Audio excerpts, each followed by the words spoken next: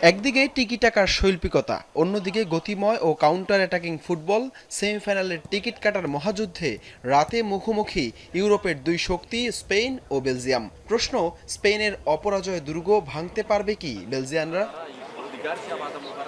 একের পর এক জয়ে স্প্যানিশ আর্মাডারা বর্তমানে রয়েছে দারুণ ছন্দে। নিজেদের ফুটবল ইতিহাসের দীর্ঘতম ৩৫ ম্যাচে অপরাজিত থাকার রেকর্ড স্পর্শ করেছে লারোহা। এবারের বিশ্বকাপে রক্ষণভাগে তারা গড়েছে অনন্য এক প্রাচীর। টানা ৬টি ক্লিনশিট, ৬০৯ মিনিট কোনো গোল হজম না করার বিশ্ব রেকর্ড যখন উনাই সিমনের দখলে, তখন স্পেনের জাল খুঁজে পাওয়া যে কোনো স্ট্রাইকারের জন্যই এখন সবচেয়ে বড় চ্যালেঞ্জ।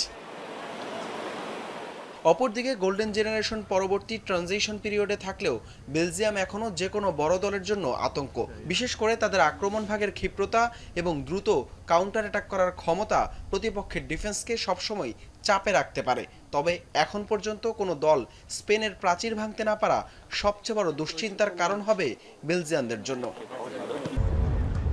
কোয়ার্টার ফাইনালে এর আগেও দেখা হয়েছে দুই দলের। ১৯৮৬ বিশ্বকাপে সেবার নির্ধারিত সময়ে ১-১ গোলে ড্র হওয়ার পর টাইব্রেকারে স্পেনকে ৫-৪ গোলে হারিয়ে সেমিফাইনাল খেলেছিল বেলজিয়াম।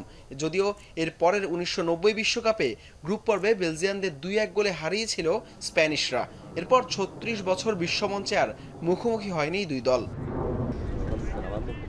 সাম্প্রতিক ফর্ম স্পেনের পক্ষে কথা বললেও ছন্দ দেখেই শেষ ৮-এ এসেছে বেলজিয়াম। তবে দেখার অপেক্ষা এখন উনাই সিমনের ৬০৯ মিনিটের রেকর্ড কি আরও দীর্ঘ হবে, নাকি বেলজিয়ান রেড ডেভিলসদের গতিময় ফুটবল স্তব্ধ করে দেবে স্প্যানিশ আর্মাডারদের।